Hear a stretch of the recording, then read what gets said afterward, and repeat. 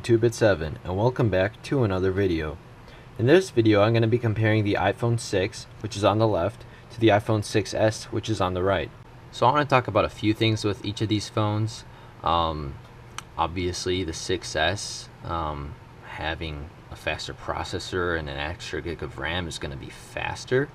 So we won't really get into how that's faster than the 6, because that's just obvious.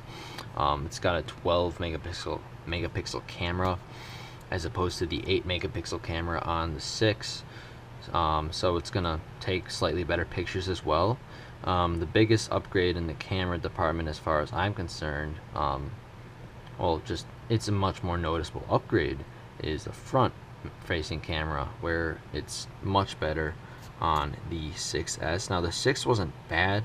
I wasn't really used to phones with high megapixel cameras in the past, and coming from a Moto X 2014, the 6's front-facing camera was fine. It was more than adequate, but having a 5 megapixel front-facing camera with a front-facing flash, you can see it focused on my face on the 6s.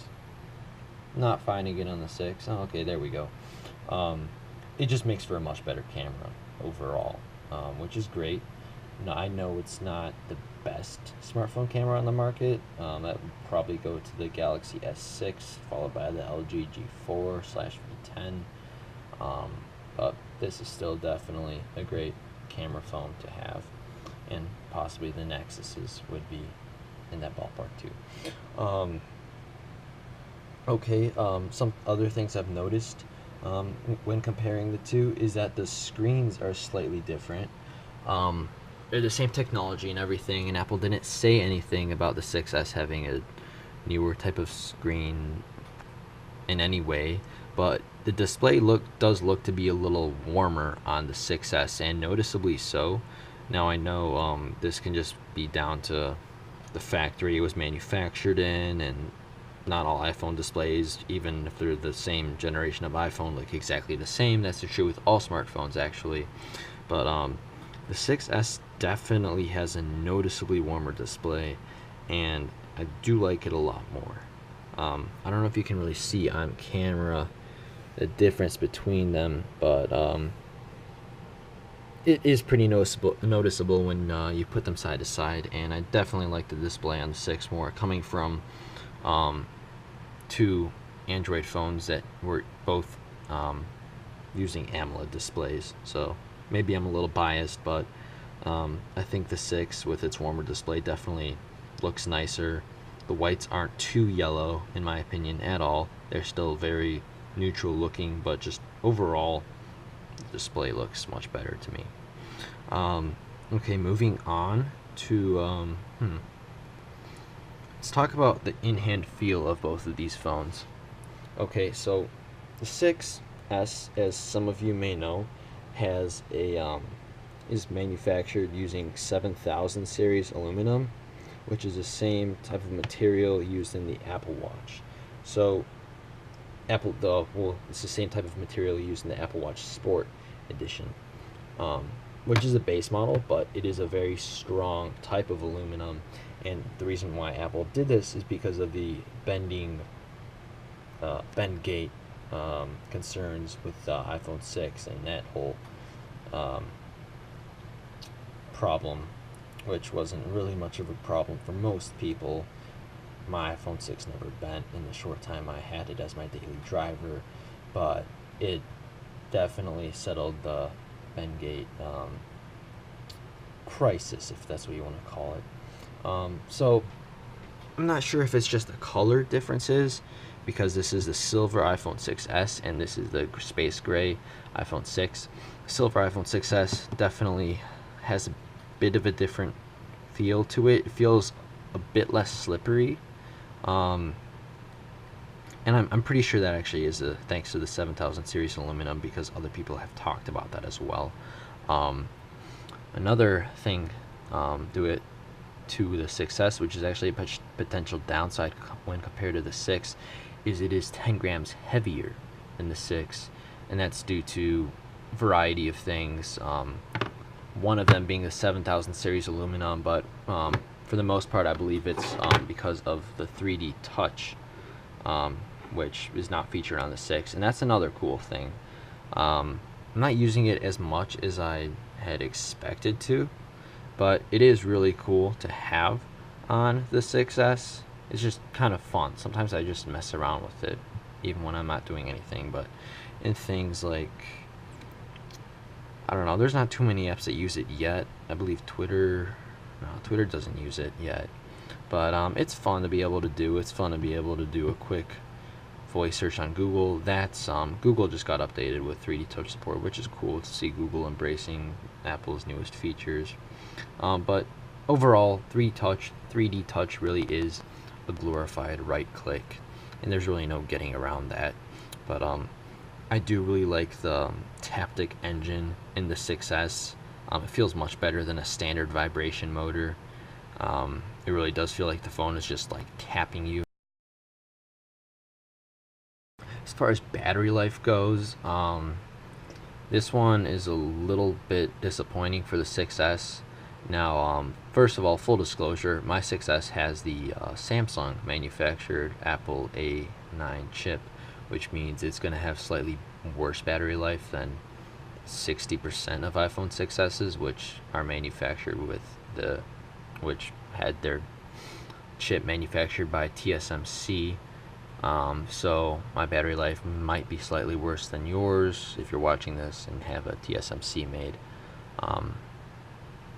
iPhone with an iPhone with a TSMC made chip.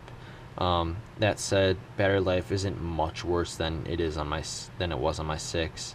Both phones get me through the day just fine. It's just that at the end of the day, I noticed that my 6S has slightly worse battery life than my 6, and I mean, it's not a big deal, but it is something to take note of if you use your smartphone more extensively than most people, and don't have access to a charger every night.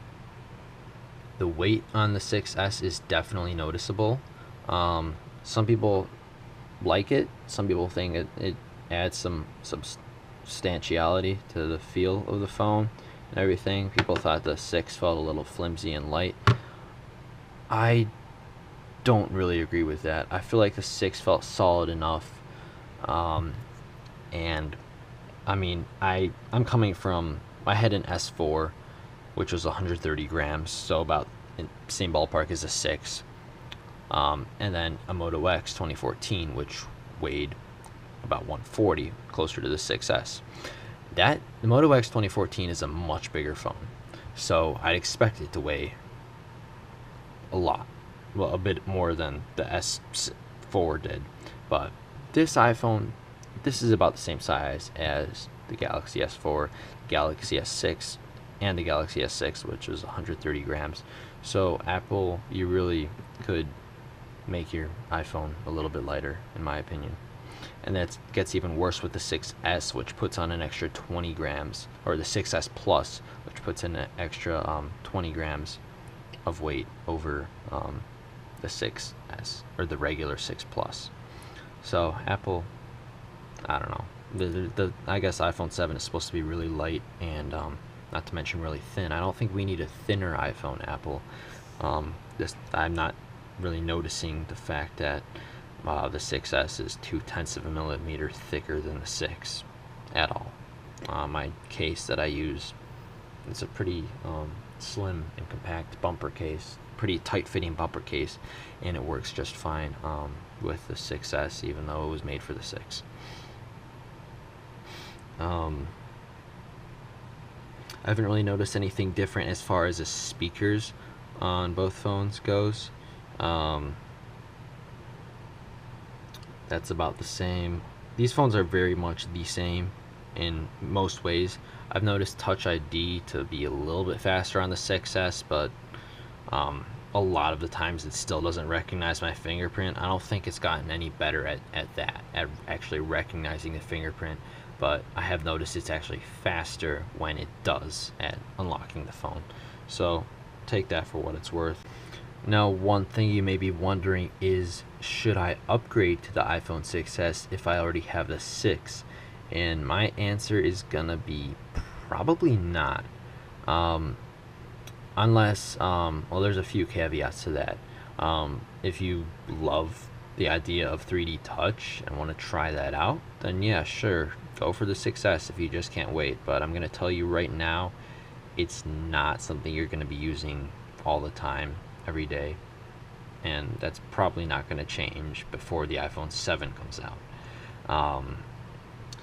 If you're feeling like your iPhone 6 is kind of slow and sluggish, especially after iOS 9, which was supposed to speed things up and make the operating system feel lighter, make iOS feel lighter and smoother, but for most people, including me, it really hasn't.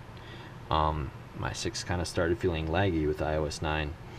And if you really just crave that buttery smooth feel, you will be very happy with the 6S because it feels smooth as ever. Every new iPhone always feels smooth, especially the S versions. But I don't know if that's really something you want. Then yeah, sure, get the 6S. If you absolutely need more megapixels in your camera, well, first of all, I don't know why you're still using an iPhone. Why you've been using an iPhone up to this point, but the rear camera on the 6S is not noticeably better than the 6, unless you're comparing the photos side by side. For the most part, you'll be most impressed by the biggest upgrades come in the front facing camera. So if you want to take extra high-res selfies and you really care about that, then yeah, sure, get the 6S. Otherwise, I can't really find too many reasons to recommend upgrading. Yeah, it's a great phone, but just phones are really fast. The reason why I think this 4S is a much better phone than the 4 is because the 4S was dual core, the 4 was single core. It literally ran circles around it performance wise, and still performs relatively well even with iOS 9, whereas the 4 started choking on, I'm going to say, iOS 6. So, and then 7, it just got terrible. But yeah, now that phones from even down to 3 years ago, and in Apple's case down to the 4S, still perform pretty well today, you don't really need to upgrade every year anymore. So yeah, that's about it for me. Unfortunately, I'm going to have to send the 6 back tomorrow to T-Mobile because I'm on their iPhone leasing program, so I'm actually not even supposed to have both phones at the same time. But I kept the 6 as long as I could to make some videos for you guys. But ask me any questions in the comments down below, and I'll try to get them answered as best as I can. And again, as I'm not going to have the 6 after this video goes up, but you can ask me any questions about it and I'll still try to answer them the best I can. I just won't have the 6 in front of me to compare anymore, but I should be able to answer any questions you have. Alright, thanks a lot for watching, and let me know what you guys think about this video. Rate, comment, subscribe, share with your friends if you found it interesting, and until next time, I'll catch you guys later.